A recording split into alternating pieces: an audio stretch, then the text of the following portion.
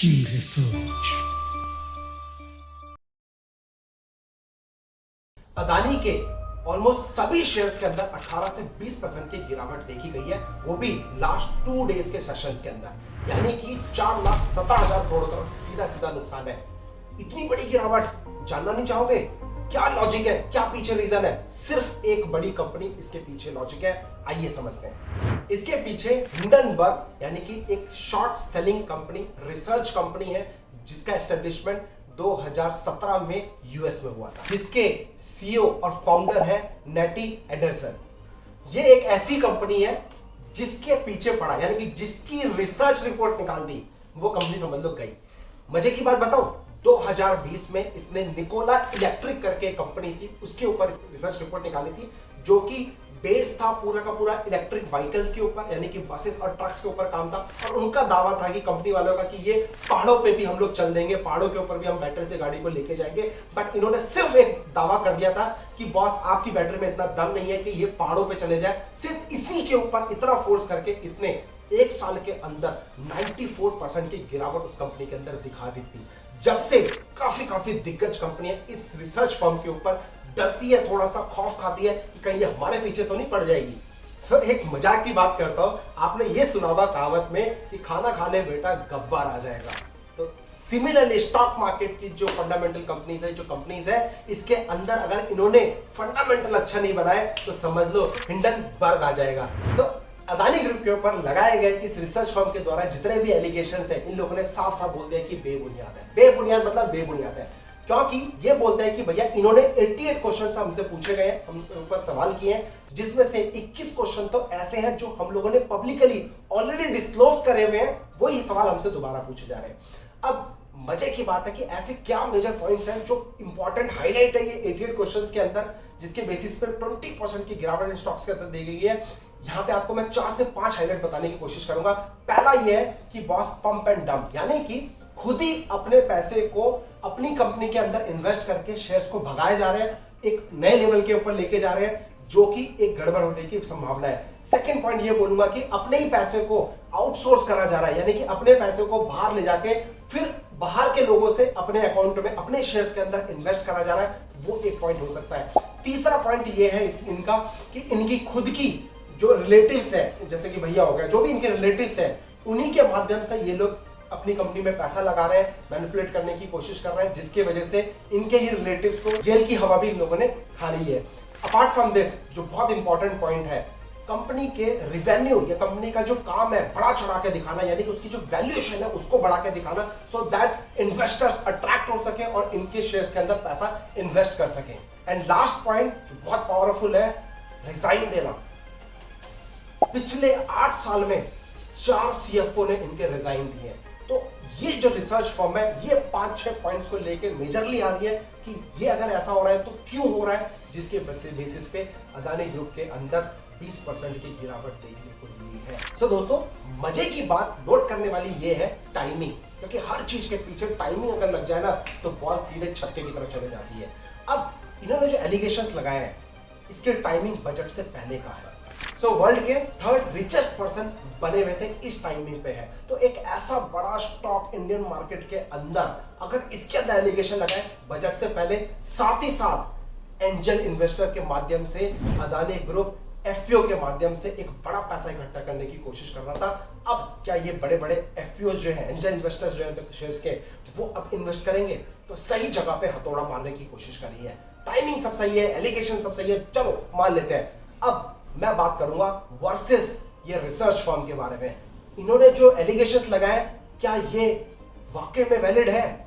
ये कितने दूध के धुले हुए हैं, इसको भी समझना बहुत जरूरी है। आइए मैं आपको समझाता हूं इनके एक एक पॉइंट। सो ये जो हिंडनबर्ग यूएस की जो कंपनी है, इसने जो एलिगेशन लगाया है, इसके बारे में अगर मैं बात करूं, इनके खुद के यूएसए की कुछ कंपनीज है जिन्होंने इनके ऊपर एलिगेशन लगाया कि बॉस अपनी रिसर्च रिपोर्ट को पब्लिश करने से पहले ये एक घोटाला करते हैं।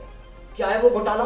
वो घोटाला ये है कि इनके खुद के बियर कार्टल्स मार्केट के अंदर बैठे हुए हैं, जिनके साथ इन्होंने टाई अप किया हुआ है, और इन 10 बियर कार्टल्स के अंदर, करीब 10-12 बियर कार्टल्स है इनका ग्रुप है, इन 10 बियर कार्टल्स के अंदर पहले वो शॉर्टिंग करते हैं। पहले वो शॉर्टिंग करते हैं, पहले से ही वो सेल करके बैठ जाते हैं इन स्टॉक्स के अंदर, और उसके बाद ये रिसर्च रिपोर्ट पब्लिश करते हैं जिससे कि वो क्रैश हो जाए स्टॉक, वो क्रैकडाउन हो जाए, उसके बाद जो बेनिफिट है उसका कुछ कमीशन इन कंपनी के अंदर यानी कि इस रिसर्च फर्म हिडेनबर्ग कंपनी के अंदर बेनिफिट ले सके। तो ये एक बहुत बड़ा घोटाला, ये एक बहुत बड़ा एलिगेशन इन्हीं के खुद के इन्वेस्टर्स ने लगाया, यूएस कंपनी वालों ने इनके ऊपर एलिगेशंस लगाए, जो कि बहुत बड़ा वैलिड पॉइंट है। क्या इस तरीके से ये कंपनी सर्वाइव तो नहीं कर रही है?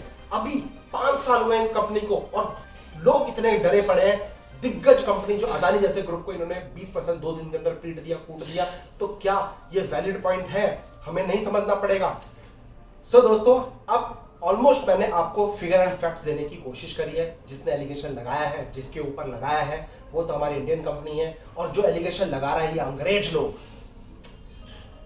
आने नहीं देंगे किसी को भी। मार्क माय वर्ड, मैं किसी को कमेंट नहीं करना चाह रहा हूं। जो मैंने समझा, जो मैंने सोचा, वो मैं आपको डिलीवर करने की कोशिश करी है, लेकिन किसी को भी ऐसे गिरने मत दो यार। अपना दिमाग लगाओ, अपनी खुद की रिसर्च करो, अपना खुद का बेट लो, और उसके बाद इन्वेस्टमेंट करने का सोचना, क्योंकि इस तरीके के बहुत सारे न्यूज आएंगे जाएंगे, आपको लॉस करा के जाएंगे, आपको प्रॉफिट करा के जाएंगे। लेकिन अगर फंडामेंटली कंपनी स्ट्रांग है, अगर powerful companies, technically company strong है, तो आप उन कंपनीज के अंदर इन्वेस्टमेंट कर सकते हो। इस तरह के न्यूज तो कुछ टाइम के लिए होता है। इससे पहले इन्फोसिस के अंदर भी ऐसा ही कुछ आया था। इन्फोसिस उसके बाद किस स्पीड में उठाया आपको ही पता है।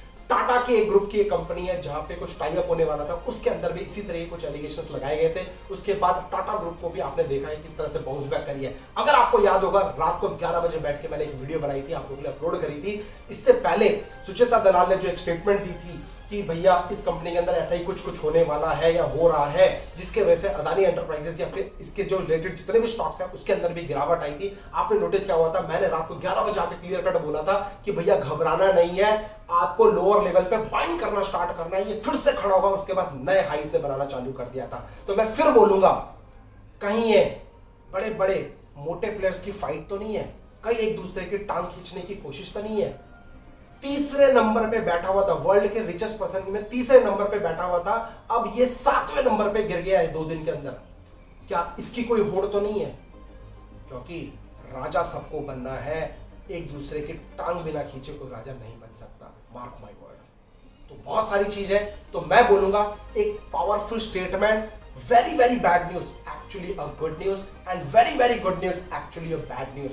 तो क्या ये वेरी वेरी बैड न्यूज है? जैसे कि इन रिसर्च फर्म्स का, और ये शॉर्ट सेलिंग रिसर्च फर्म है, इसका नाम भी शॉर्ट सेलिंग रिसर्च फर्म है, और ये short selling research firm just because एक फेक न्यूज क्रिएट करके इस तरह के एलिगेशंस लगा के स्टॉक्स में कुछ अपना दबदबा बनाने की कोशिश तो नहीं कर रहे हैं। आगे आने वाले टाइम में ऐसे बहुत सारे स्टॉक्स होंगे जिसके ऊपर इस रिसर्च फर्म की नजरें रहने वाली है। तो आपको समझना पड़ेगा, आपको देखना पड़ेगा। अब दूसरी ट्रिक आपको दूंगा, प्रॉपर अपने टेक्निकल को फॉलो करो। अगर प्राइस एक्शन में हमें एग्जिट मिलता है, get out from the market. अगर एग्जिट नहीं मिलता है, stay tune with the market. और हाँ, क्या अभी इन्वेस्टमेंट करने का राइट टाइम है? नहीं मेरे दोस्तों, हैव पेशेंस, फॉलो करो किंग रिसर्च को। मैं सही टाइम पे स्टेटमेंट दूंगा कि कब मार्केट में आपको बाइंग करना है, और जहां से दूंगा वहां से मार्केट रिवर्स होने की पूरी प्रोबेबिलिटी रहेगी, because I have a proper setup जिसके ऊपर मैं खुद पर्सनली इन्वेस्ट करता हूं। मेरे पास भी कुछ स्टॉक्स होंगे अदानी के, आपके पास भी होंगे, घबराना नहीं है, स्टे ट्यून्ड विद अस। अब जिसके पीछे पड़ती है 90% गिरा देती है, तो क्या अदानी गिराने वाली है? नेक्स्ट वीडियो इसका बनाऊंगा, उसमें आपको जरूर इसका आंसर दूंगा। Thank you so much. अगर आपको वीडियो पसंद आए, लाइक एंड सब्सक्राइब जरूर करिएगा। आशा करता हूं आपको इस वीडियो के माध्यम से कुछ सीखने को मिला होगा, समझने को मिला होगा। Believe yourself, believe India, and believe and trade and invest. Thank you.